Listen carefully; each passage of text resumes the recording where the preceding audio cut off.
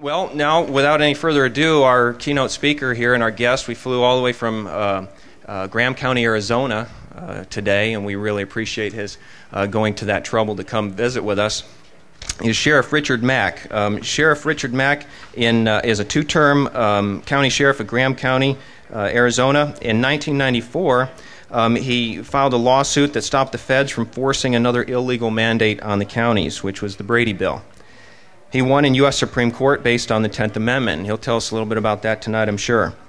He's appeared on The Donahue Show. I don't know how you survived that. Oh, my goodness. Good Morning America, Crossfire, Nightline, CNBC, and Showtime's The American Candidate. He's appeared on over 500 radio programs ranging from G. Gordon Liddy and Charles Goyette to Derry Brownfield and Pat Buchanan. His newest book covers decades of research to prove once and for all that the sheriffs in this country are indeed the ultimate law authority in their respective jurisdictions. The sheriff absolutely has the power and responsibility to defend his citizens against all enemies, including those from our own federal government. His book is here for $9. If you get a chance to check it out and take it with you, take several and give them out to family and friends as well.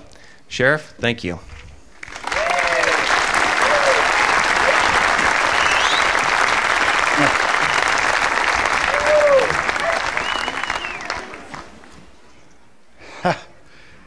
This is overwhelming looking at you. I've been traveling the country, and every place I go, I see the same eyes. People, even in California, just wanting to be left alone. Thank you. I do so appreciate Senator Rogers and his good wife, boss, Marilyn, and I've known him for a long time, and his battle for freedom here was amazing, and the battle continues, and that's what brought me here. I've been to Texas, to Pennsylvania, to Ohio, to Michigan, to New Mexico, to Montana, all that in the last 3 months, and my schedule is getting fuller and fuller every week, and all I can tell you is I am so happy to be here. This is the first time in my life that I've been to this particular town and this place, and the tea parties. I was saying this a long time ago. I've been preaching that we need peace officers in this country who will keep their oath of office, and then Stuart Rhodes comes along with Oath Keepers, and of course we've been married now. Don't tell my wife. But the marriage between me and Oath Keepers was easy, and we had a big rally in Lexington where I first met them, and they asked me to come out. And Lexington Concord's where the first shot was heard around the world, and you could feel the spirit of freedom there. And I can feel it here. And looking in your eyes, American people that just want their Constitution back and the rule of law, and for the politicians who promised us that they would uphold and defend the Constitution, that they would maybe consider doing that once or twice in their entire careers, instead of just the opposite. Now, I want to tell you, since I've started this, there's been several people that have spread some lies about me. And so I want to make sure you know exactly what this meeting today and this tea party is not. Okay?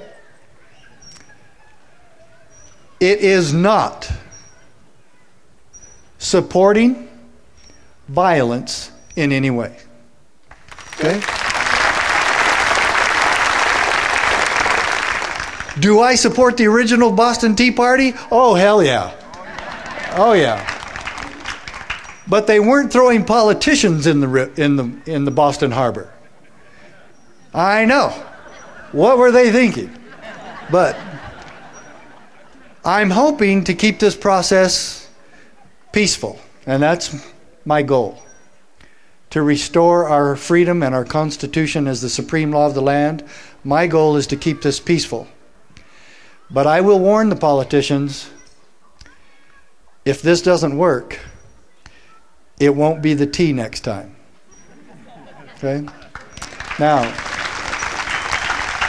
and one other thing that this Tea Party is not, and I'm not. And I've been involved in this since probably 1984, and I've been writing articles and books, and I've got 3 of my books. I've got proof here.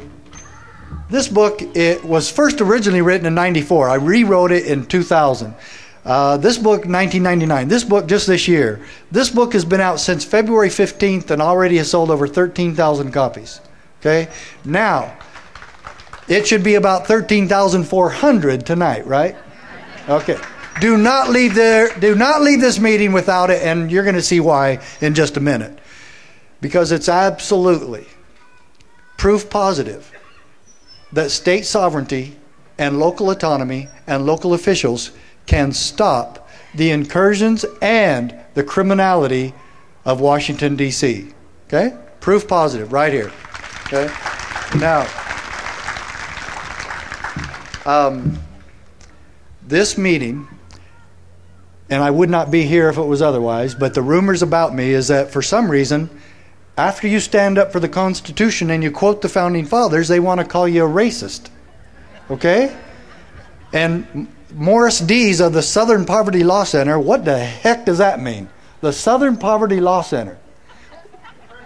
What does that mean? He gets a right to call people racist who aren't? Oh, that's a funny name for somebody who gets to do that. I have never, will never, ever support anything that is racist. And let me say this very clearly.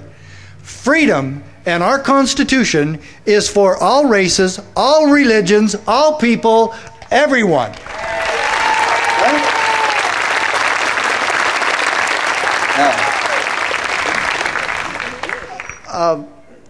Let's get into some of the nuts and bolts. First of all, some people, because they call me Sheriff Mack all the time, think I'm still sheriff. I'm not sheriff anymore, okay? I was sheriff for 8 years. While sheriff of Graham County, Arizona, I was the first one in the United States, the first sheriff, to file a lawsuit against the Clinton administration to stop the incursions and the criminality and the unconstitutionality associated with the Brady Bill. Most people don't know this, but thanks. Well, the Brady Bill was the first time in our nation's history that the federal government, United States Congress, your Congress, commandeered and dragooned the office of a public official in the state and in the county for federal bidding with no money attached. Now, Senator Rogers made a little bit of a typo when he was talking about that part. Had they funded the Brady Bill, I still wouldn't have done it. Okay? And he knows me well enough to know that. So I didn't want you to make any mistake here. If they had funded the Brady Bill and told us they would have paid us all these federal funds, yes, I would have supported it. And no. The Brady Bill was unconstitutional because it forced me to violate your Second Amendment rights. And I said no. And then we filed a lawsuit. I didn't say I'm going to shoot everybody. No. I simply said, I'll take you to court. Do you know what I found out doing that? I should not have. The sheriffs in this country should have exercised their power as your representative in your county in exercising law enforcement and protecting you and the Constitution as their ultimate duty. The sheriffs of this country, and specifically those of us in Arizona where I was involved at the time, should have simply written a letter or held a press conference and told the federal government, your United States Congress and the Clinton administration, thanks very much for the Brady Bill, but it will not apply here. Take it back. Sorry. Not going to happen here. And after taking this to the Supreme Court and realizing how much money that was going to cost, it cost, to go from the district court, circuit court, and by the way, we lost at the circuit court. Why? Because Arizona's in San Francisco's court, the Ninth Circuit. We actually got one judge on our side, Judge Fernandez. Go figure. But he was the one that used the term dragooned the sheriffs into federal bidding. And it was actually my lawyer who I hired along with the NRA lawyers that helped us with this case. He said that this violated the 13th Amendment as well as the 10th. We did not file this on the 2nd. For all you Second Amendment guys, this was not filed on the Second Amendment because we had no standing on this. It didn't violate our Second Amendment rights. It violated yours. And we were forced to help with that. So the key component here is that it violated. Some of you constitutional scholars, how could this violate the 13th Amendment? Because we were forced into federal involuntary servitude. That's what it forced us to do, because the Brady Bill said anyone knowingly failing to comply with these provisions is subject to a year in jail or $10,000 fine or both. So first time in history that a federal law didn't have any money attached but threatened to arrest us if we didn't go along. And so why didn't every sheriff join the lawsuit? Ultimately, only 6 others did all across the country. Only 1 from Texas, none from California. And Sheriff Prince from Montana, who filed about 6 weeks after I did, he and I had no cooperation whatsoever. I heard about it on the CBS Morning News as I was going to work one morning, and I about hit my head through the ceiling of the car. It was a great day in my life to know that I wasn't going to be the only one, because my wife was a little bit afraid of that I might be singled out a little bit by the Clinton administration. We sued the Clinton administration and lived to tell about it.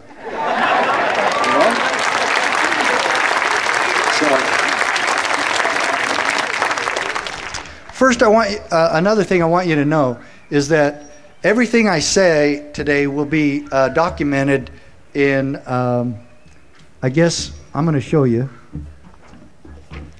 these 5 documents you see in front of you. First, of course, the county sheriff, America's Last Hope, and that's really what we're promoting today as a theme. But the prequel to that was the proper role of law enforcement. Now that's a good-looking guy there. Weren't we all 20 years ago? Yeah, And there's some specifics in here that it talks about my conversion to being a constitutional guard instead of a jerk peace officer by the numbers cop wanting to write everybody a ticket every day. Every minute. And then this book, From My Cold Dead Fingers, Why America Needs Guns, was actually the book that I wrote pursuant to the lawsuit against the Clinton administration on the Brady Bill. And it has a lot of history of that. And then, of course, the Second Amendment dissected from the intent of the Founding Fathers. And then, of course, the Declaration of Independence and the Constitution. And this is a copy of the Supreme Court decision written by Justice Scalia. And this is probably the most powerful 10th Amendment decision in the history of our country. And I'm going to do a little fundraiser here, okay? First of all, what was the last words uttered by William Wallace? Freedom. Freedom! Okay, good. I'm going to write that quote on the top of this document, the Supreme Court decision. Then I'm going to sign my name. And I'm going to date it. Okay? And the first person that, offers me $100. And you say, this isn't worth $100? No, the copying is not. The copying's worth about $3. This costs $300,000 over 3.5 years of my life. And whoever wants, I've got maybe 3 or 4 of these. And the first people who offer me $100, it's yours. Okay? And then you can copy as many as you want and pass them around. But the press and the White House and Bill Clinton and Janet Reno said that this was a meaningless decision, changed nothing, and was a, quote, a mere token victory for the NRA. I wasn't a member of the NRA, so how did that happen? I've never been a gun nut, never been a gun enthusiast, and I've never been a hunter. The Second Amendment has never really had much to do with any of that. The Second Amendment is about one thing and one thing only, and that is that if the people of this country are going to remain in power and throw off abusive, tyrannical government, then they must have the tools to do so. That's what the Second Amendment's about.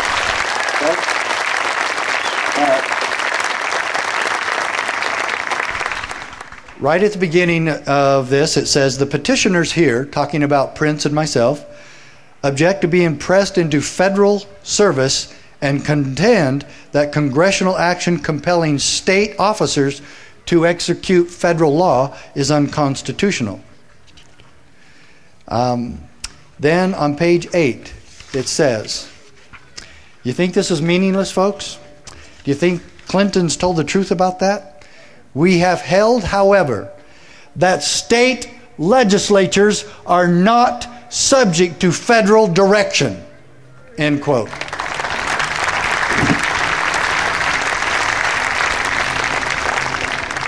And then it talks about the supremacy clause and how the states and local municipalities are just as supreme as the federal government. Bet you've never heard that one before, have you?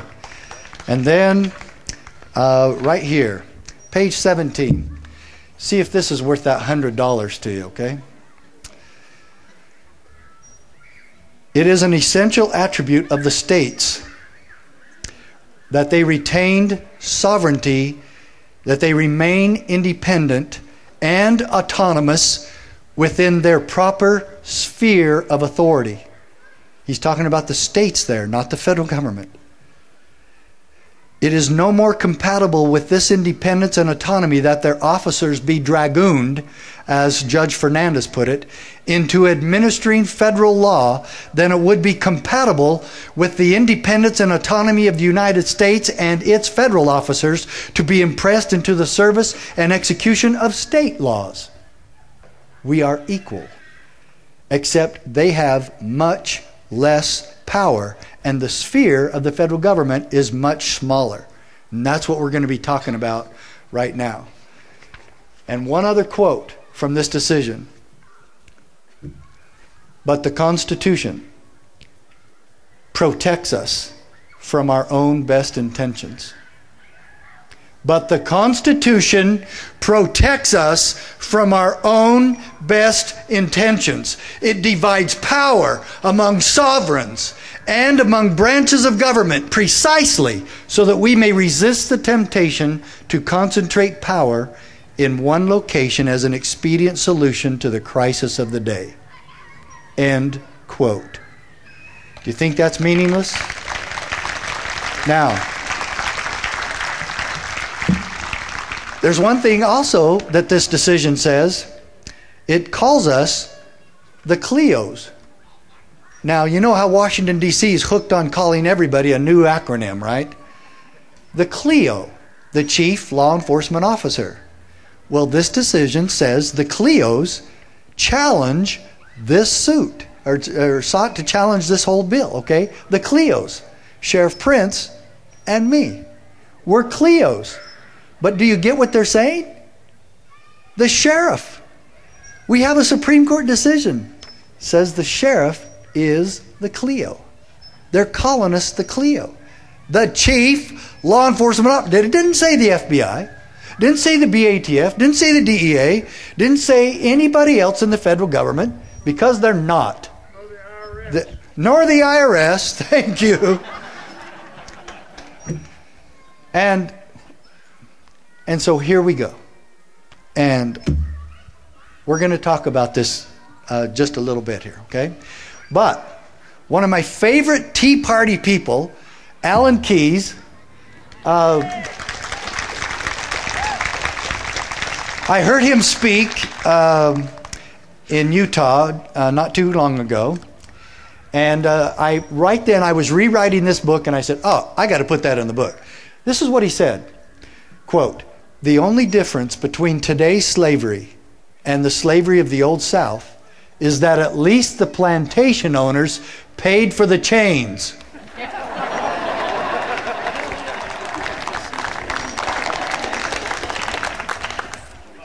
That book is worth the quote alone. Okay. Now, ladies and gentlemen, and Senator Rogers touched on this. Do you want California to be the richest instead of the most broke state in the union? Then stop paying for the chains.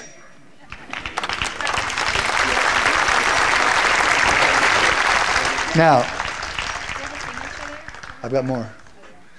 Okay, we got our first document sold. You want to give that to him? All right. Okay. We've got about 3 or 4 of those, but okay, good job.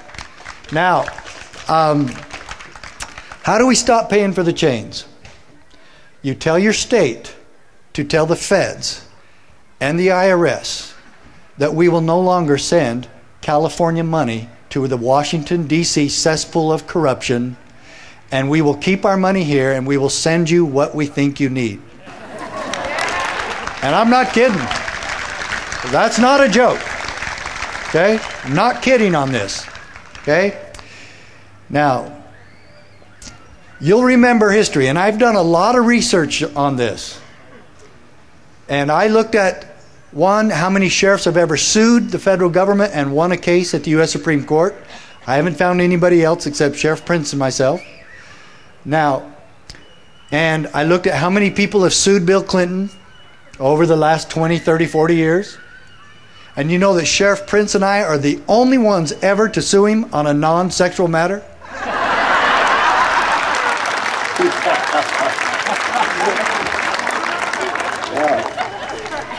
So first, Senator Rogers touched on this, and Oath Keepers is certainly bringing this to the forefront. And I really want to have time, and so I don't want any of you to leave, because we're going to do an Oath Keeper ceremony here.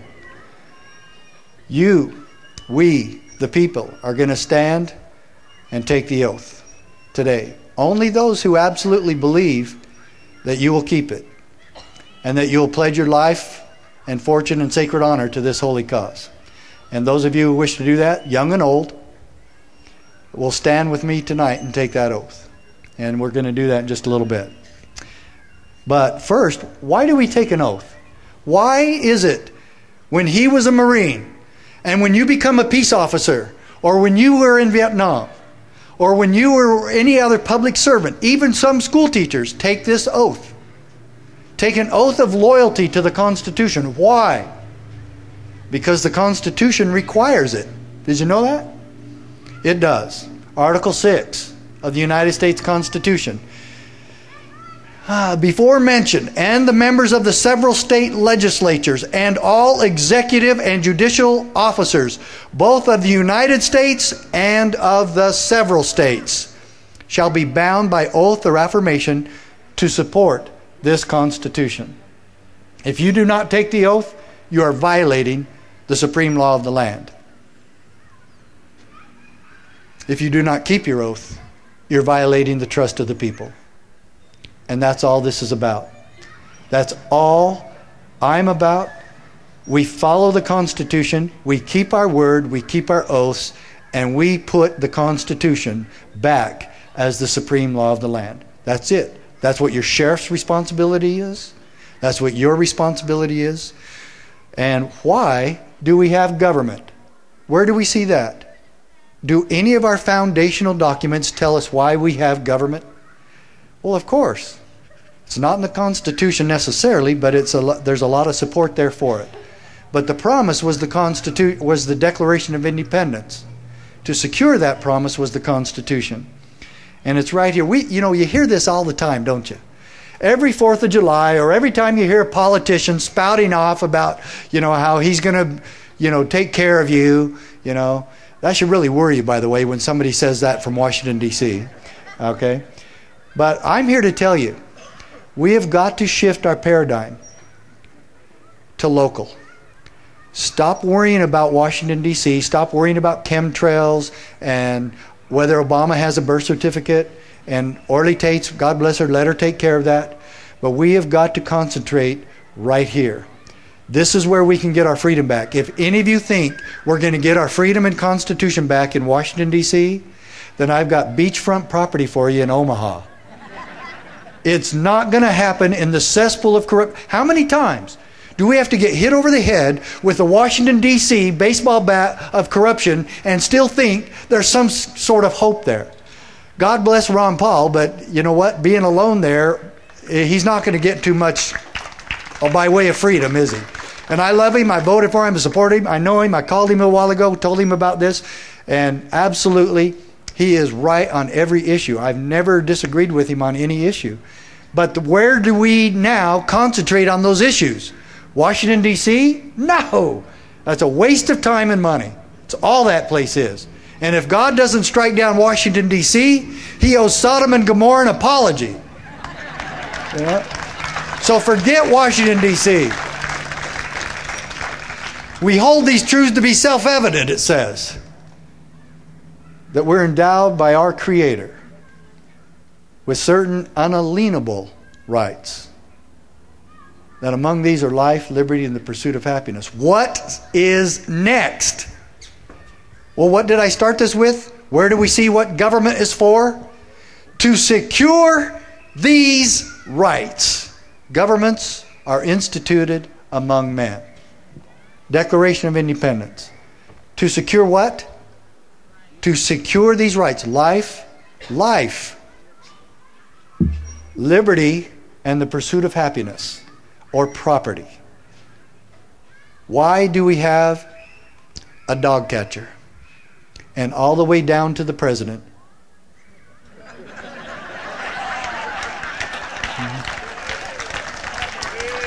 And let's get some audience participation on this. Let's say 4 words so everybody around here can hear it, even over the motorcycles that might be driving by.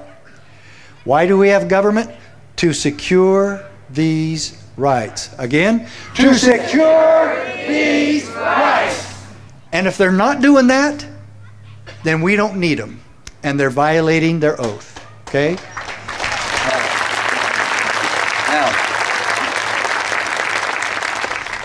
Okay, when we filed the lawsuit, first we started at the district court. We won. We actually won there huge. And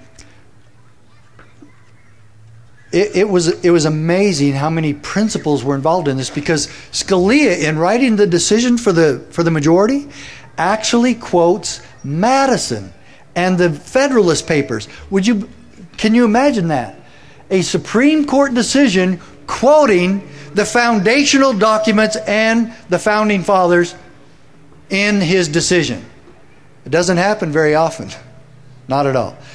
And so when we look at this and we get the warning from Thomas Jefferson, and we say, when he said, "When all government shall be drawn to Washington as the center of all power, it will render powerless the checks provided and become as venal and oppressive as the government from which we separated."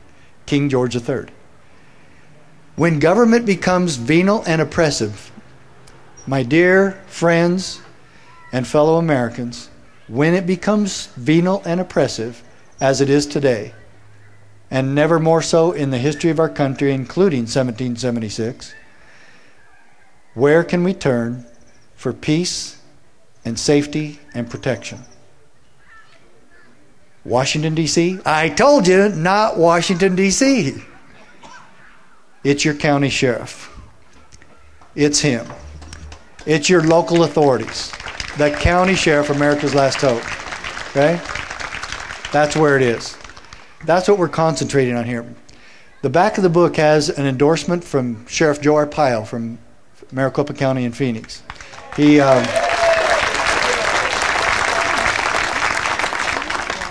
a good friend of mine. I've told Joe this before, that he wasn't the toughest sheriff in America. And we argued about it again yesterday when we were on the phone. And he wrote a book about that, and he sold like 400,000 of them or so, you know. And I said, Joe, you need to make a disclaimer about that, because you're the second toughest sheriff in America. You took on the drug gangs the druggies, the gangs, the street gangs, and the prostitutes. I took on the Clinton administration.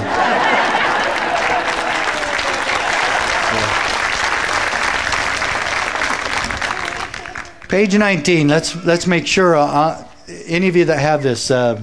Page 19, the last paragraph.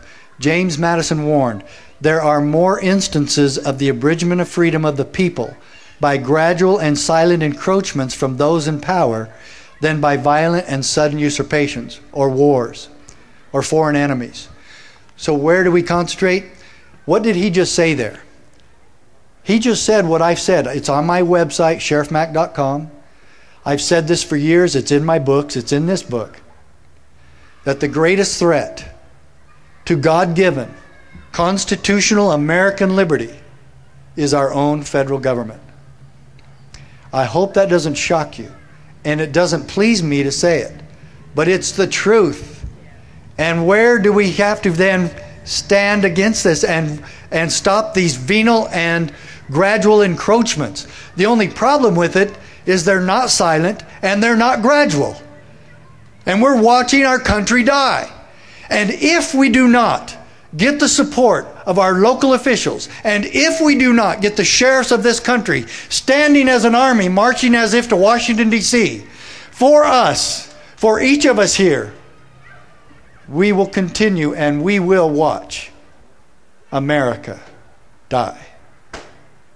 And I don't want to. And I will not. And I've dedicated my life. And I hope you will dedicate yours tonight with me. As we, again, hand in hand, as a fellow Americans and as the backbone of this country, we the people will stand and make sure that our sheriffs stand for us. And our local state officials as well. But it will happen right here in California, in your counties, where government is small and easier to work with. We can't work with the 535 people and all those bureaucracies in Washington, D.C. They've already proved over and over they will not work with us when it comes to issues of freedom. They won't. They want programs, and they want politics, and they want policies, and they want control. That's what they're after. None of that has anything to do with the Constitution. The Constitution was written, and specifically the Bill of Rights, to limit what government can do. Congress shall make no law. And there's 5 principles in the First Amendment. And then Congress shall not infringe the right of the people to keep and bear arms. And yet there's 23,000 gun control laws now in this country. You would think it said just the opposite. And it goes on and on about all of our rights. And you know what? My mom is 87. There was a time I didn't have health care. And you know what? It is not your responsibility to make sure I have it. It's not yours. Therefore, it cannot be my government's, because it's not yours and they can only do what represents you and what you can do. Okay? So, now, I started law enforcement just about like every other cop. And I wanted to be, in an exciting career. I wanted the high-speed pursuits. I wanted to kick in the doors. I wanted to be at the major traffic accidents, solve crimes, solve murders. And after about 3 years, I worked an undercover assignment. And that's documented in here and has my undercover picture in there even. And then I'm back on patrol, and I'm out writing tickets one day. And that's all I'm doing. And we had a DAR, daily activity report, and I'm filling out my daily activity report, and I'm in a marked unit, I'm in a patrol car. And it's easy to see. And it has the red and blue lights on it and all that, okay? And I'm parked at an intersection, and I'm just south of the intersection facing north, about 50 feet from the stop sign, and this lady runs a stop sign right in front of me. And it looks like, and some of you ladies that have maybe 3 or 4, maybe 5, 6, 7, 8, 9 kids, you might be able to relate to this. But what I saw inside her car looked like the Tasmanian devil. And all it was a bunch of kids, and it was feet flying and hands and heads, and then the mom is trying to settle them all down, and she runs through the stop sign while she's trying to take care of the kids and settle them down. And she looks over at me, and she looks where she is in the intersection, and she just throws her arms up in the air like, what else could go wrong today? So I get up to her, and she already has her license and registration out the window. I didn't even have to turn on my red and blue lights. She's just immediately pulled over. And I thought, well, you know what? This is going to be an easy one. I'm going to get another slash mark on my daily activity report. You know, write the tickets. Oh, yes. Were there quotas? No, but it was the same thing. I mean, they would interview us and say, how many tickets can you write this month? Serious. That's all true. And so I just start writing this lady a ticket. She didn't make a fight at all. She didn't say, oh, sheriff or officer, you have a mother. I mean, you wouldn't write your mother a ticket. How about your wife? She has a bunch of kids, and I didn't mean that. It was an accident. She was just staring straight ahead, very depressed, and I think maybe she was wondering why she married the guy that gave her all those kids. And now I'm just signing filling out the ticket with her license information, and I'm just signing my name at the end and putting my serial number, and I paused. And I looked down at this dejected, depressed, dismayed lady, and I looked at her snotty-nosed kids, and they're still fighting, some of them are crying. And I looked at her dilapidated old car that wasn't worth $350. It was a Datsun compact station wagon of some sort. And I do mean Datsun, not Nissan. Datsun. It was old. And then I looked at me. And it was the most penetrating gaze I'd ever experienced in my life. And I asked myself a few questions. I said, Mac, is there anything that you're doing here that's helping this family? Maybe a real peace officer would recognize this family cannot afford this ticket that you're giving them. Whether it's $40 or $50, whether it was $10, she could not have afforded this ticket. Her kids needed clothes and food. And I'm going to write her a ticket because that's my job. And yes, I was a by-the-numbers jerk. And then I said, is there anything that you're doing here that's making this a better place to live?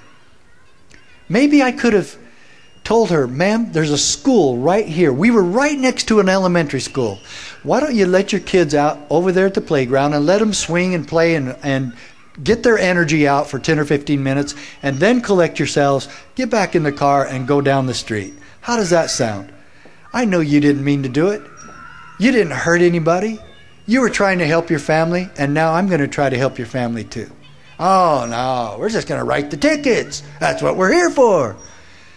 And so, my last question. Mac, is there anything you're doing here that's bringing honor to the badge you wear on your chest? Well, I took the ticket with me back to the police station, just walked away from that lady, handed her license and registration, and I'm sure she sat there for another 10 or 15 minutes wondering what I was doing or if I was ever coming back.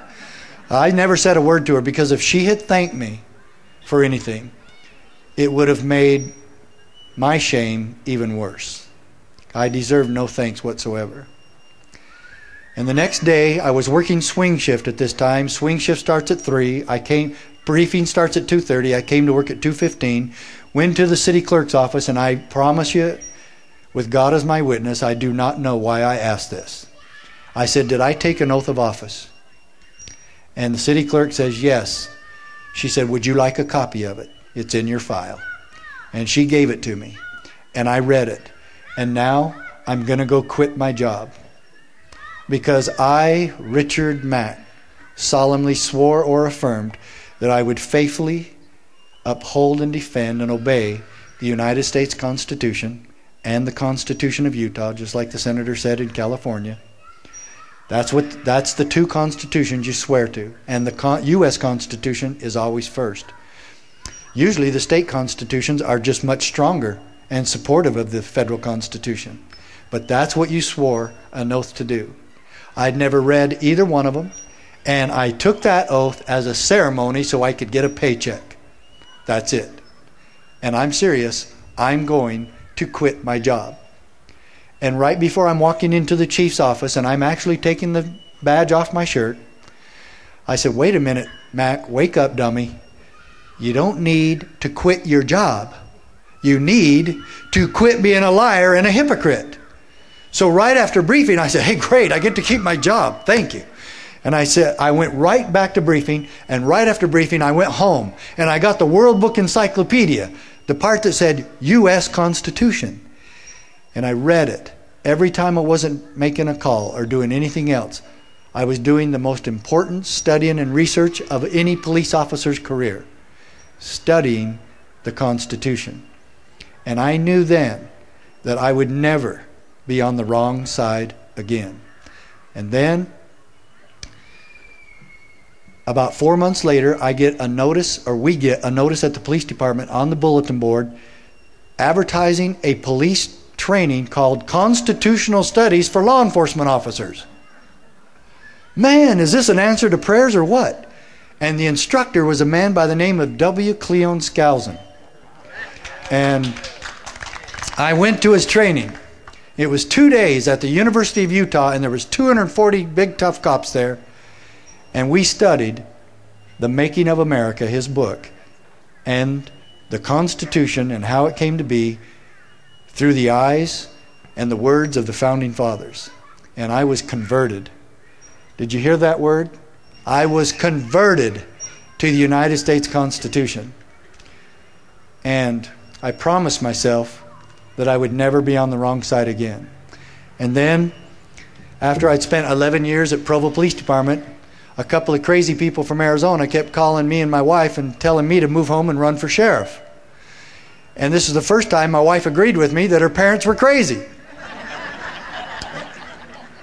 And so my wife and I sat down one night as we were getting ready for bed, and we decided that we'd just write up all the pros and cons about how we couldn't run for sheriff in Arizona. And we came up with about 20 reasons why we should not, and about 2 reasons why we should, and that was just to be closer to family, is all. And 3 weeks later, we moved home to Arizona and ran for sheriff. And I don't know how it all happened, but it did.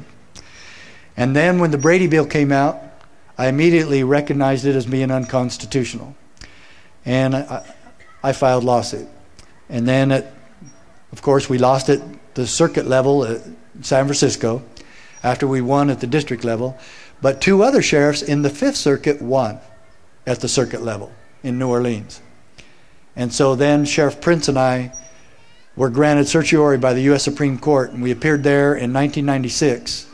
In December of 96, and then June 27, 1997, was when that document came out that the United States Supreme Court ruled the Brady Bill to be unconstitutional in the part that it dragooned or commandeered sheriffs, local officials, for federal bidding. The bottom line is, I will tell you this emphatically to each and every one of you, that the President of the United States, no matter who he is, that the President of the United States cannot tell your sheriff what to do, nor can any of the auxiliary departments underneath the president tell your sheriff what to do, or your governor or anybody else. Not. Can't happen. So let's go over this. Let's go over this really quickly.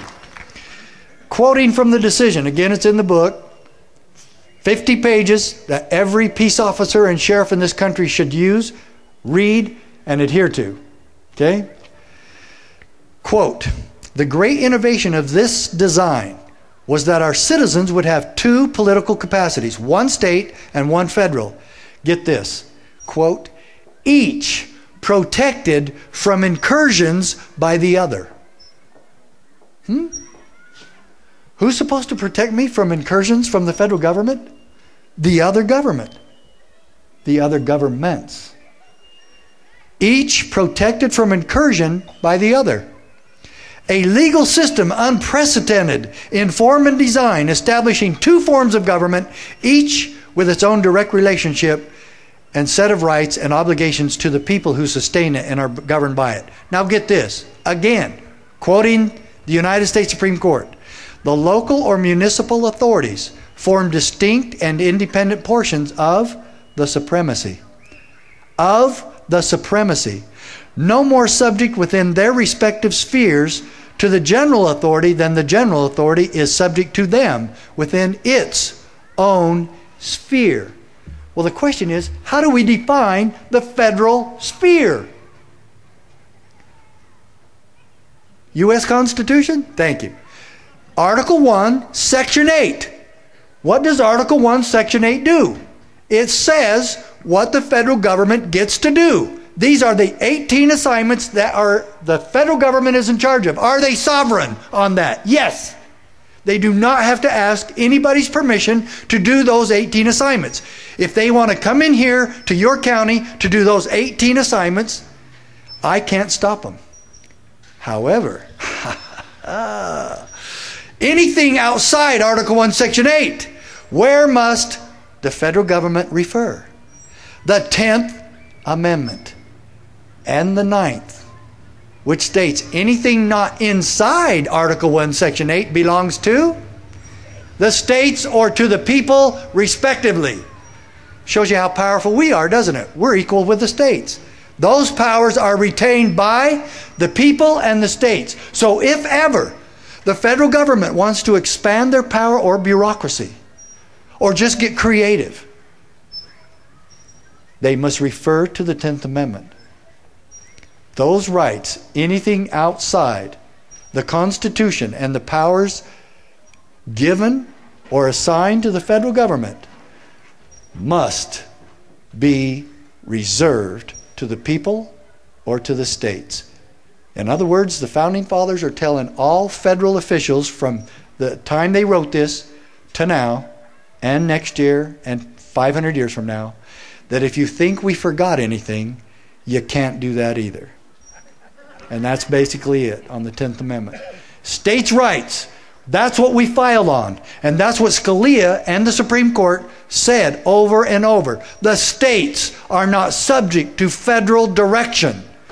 How many law enforcement authorities are given to the federal government in Article 1, Section 8? And don't say zero.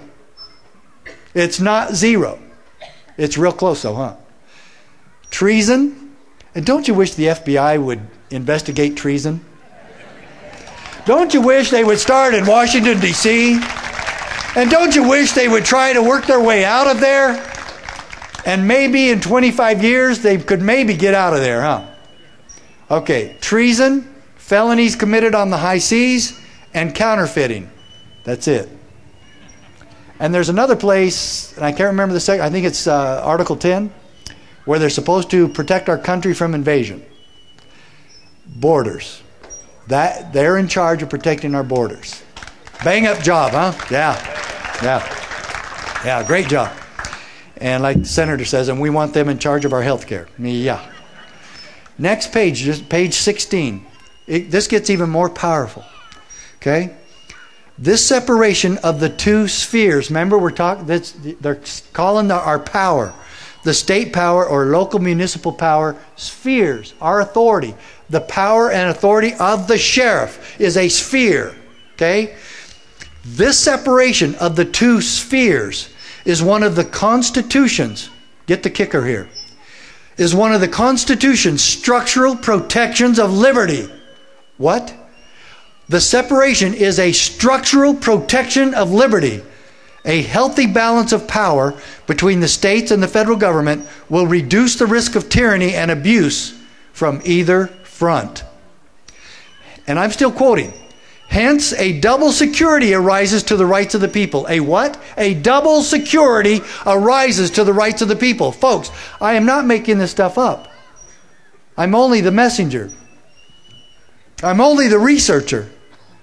The rest is up to you and your local officials to have the guts to keep their oaths. The different governments will control each other at the same time that each will be controlled by itself. So when the federal government refuses to control itself, who is in charge of controlling it. State and local spheres. And the number one, let's say, the number one problem that we have had with the federal government the last 30, 40, 50 years, the IRS. Would it be proper for the sheriffs of this country to tell the IRS to stay the hell out of my county? Yes. Why? Well, any sheriff who keeps his oath and knows and understands the Constitution knows that random audits are unconstitutional, and that I have to prove myself innocent of any charge from them after they randomly audit me. Any cop knows that he cannot conduct random audits. Maybe we should stop child abuse by randomly auditing citizens and just going in homes and randomly audit them and find out and interview children to see if they're being abused in that home. Wouldn't that be a more worthy cause than to find out if my finances are in order that the IRS seems to think they own? And isn't this an amazing perspective? That we are all in charge of monitoring ourselves financially for the IRS, and if we don't do it right, we go to jail. No. That was never meant to be. And how many times in history in the last 50 years have the IRS agents been used as political hacks for presidents? Clinton did it. Nixon did it. Bush did it. Obama's, well, he hired a tax cheat to be in charge of the IRS. Do you think maybe there might be a little problem there? And so, when we know that the IRS has committed these types of crimes all throughout history, why would any sheriff allow them unfettered access in his county? He can't, if he's really doing his job to protect his citizens from all enemies, both foreign and domestic. Do you want to opt out of the Obamacare? Do you want to opt out? Okay. What did I say? The whole thing was about state legislatures or states are not subject to federal direction. We already have that in a Supreme Court ruling. States opt out. Tell them to take their money, keep that, we'll keep our money here and take care of our own health care. And get the heck out.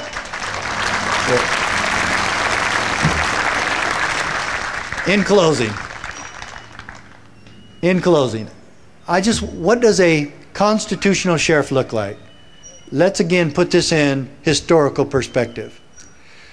1959, what was going on in our country? Segregation. It was actually at several times supported by the United States Supreme Court. When Rosa Parks got arrested, she was arrested by a deputy sheriff, fingerprinted and photographed, and taken to jail, and later released on bail or whatever. But if when that call came in from the bus driver, the sheriff was there at the time that evening, and he told the deputy who heard the call, "Come with me, I want you to see what we do with this kind of violator." And the deputy's going, "Man, this lady's in for it. The sheriff's going to go teach me what to do with her." And so they get on the bus, and the bus driver goes, "There she is right there." And the sheriff and the deputy walk up to her, and the sheriff goes, "Ma'am, what's the problem?" And she's a little bit intimidated, and she said shyly, "Why can't we just be left alone?" And he goes, "Ma'am, what's your name?" She said, "Rosa Parks." And he said, "You know what? You're right. Can I please shake your hand?" And he sits down next to her and he shakes her hand. He says, "Ma'am, where do you get off the bus?" And she said, "2 stops up on Elm Street." And he said, "Can I get off with you to make sure you get home okay?" And she goes, "Well, sure." And the deputy's going, "What's this?" And he's still watching. And they get off the bus on Elm Street, and the sheriff, being sensitive, says, "Ma'am, it's kind of late. Do you need to stop by the restaurant there and get some sandwiches for your family and husband?" She goes, that'd be nice, but it's all whites restaurant. He goes, I know. Let's go. So now the whole community gets to see. And you think that this is going to travel around, that the sheriff escorted Rosa Parks in there into an all-white restaurant and made sure she got sandwiches to take home? And she had the audacity to use the all-white water fountain when she left too, right outside. And then the sheriff takes her home, and Rosa Parks' husband sees him, and he goes, oh no, what did Rosa Parks do this time? And he goes out there and says, what's up? And the sheriff goes, calm down. He said, Rosa refused to give her seat up to a white man, but everything's going to be okay. And says, by the way, Mr. Parks, do you have a gun in the home? And he says, yes, I sure do. And he says, is it loaded? He says, yeah, it's my 12 gauge. He said, keep it near you all night. And this deputy is going to give you extra patrol and going to check by your house every 15 minutes the rest of the night on his shift. And then he's going to tell the oncoming deputies to do the same thing. And he said, thanks, Sheriff. And now you know what a constitutional sheriff looks like. He does not enforce, nor will he allow the enforcement of stupid laws in your county. And that's his ultimate responsibility, because the enforcement of stupid laws is tyranny. Now,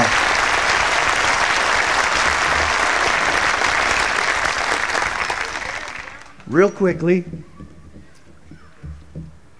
those of you who want to stand with me and raise your right arm and take an oath to the Constitution and to America, do not do this if you're not going to keep it. But if you will keep it, stand with me and raise your right arm. Now, wait, don't do this yet. I want to read it first. Don't raise your right arm yet. I want you to hear what you're going to swear to, because I don't want any mistakes here, okay? This is it. For me, it would be, I, Richard Mack, Richard, say your full name. Richard Ivan Mack, do solemnly swear or affirm that I will support, protect, and defend the Constitution of the United States of America against all enemies, both foreign and domestic, that I will bear true faith and allegiance to the Constitution, that I take this obligation freely without any mental reservations of purpose of evasion, and that I will faithfully discharge the duties of my office in whatever capacity that might be, and pledge my life, my fortune, and my sacred honor to this holy cause, so help me God. Okay, that's what you're going to swear to. You're doing this freely, of your own free will, and you will not allow your oath to be violated. Now, this is for citizens as well as anybody else, because it says in whatever capacity that might be, and that's what we are doing. The most powerful entity here is standing before me in the United States government. So I will say I, and then each of you say your full name, and we'll continue. So, I, Richard Ivan Mack, do solemnly swear or affirm that I will support, protect, and defend the Constitution of the United States of America against all enemies, both foreign and domestic, that I will bear true faith and allegiance to the Constitution, that I take this obligation freely without any mental reservations or purpose of evasion, and that I will faithfully discharge the duties of my office in whatever capacity that might be, and pledge my life, my fortune, and my sacred honor to this holy cause, so help me God. Thank you. Shake the hand to the person next to you. Okay. Now, I have one last minute. Go ahead and sit back down. If I could...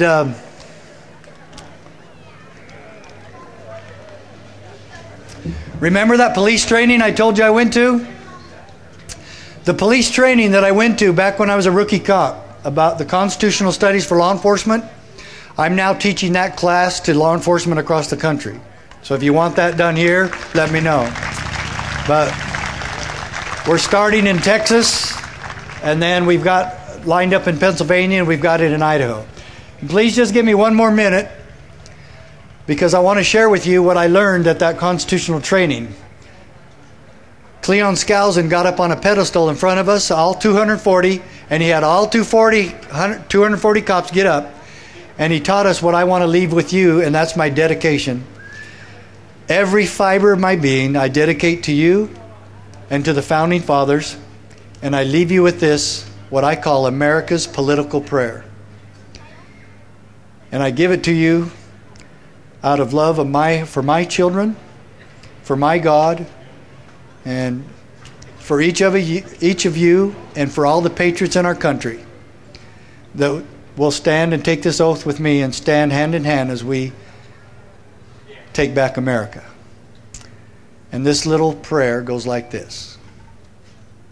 We, the people of the United States, in order to form a more perfect union, establish justice, ensure domestic tranquility, provide for the common defense, promote the general welfare, and secure the blessings of liberty to ourselves and our posterity.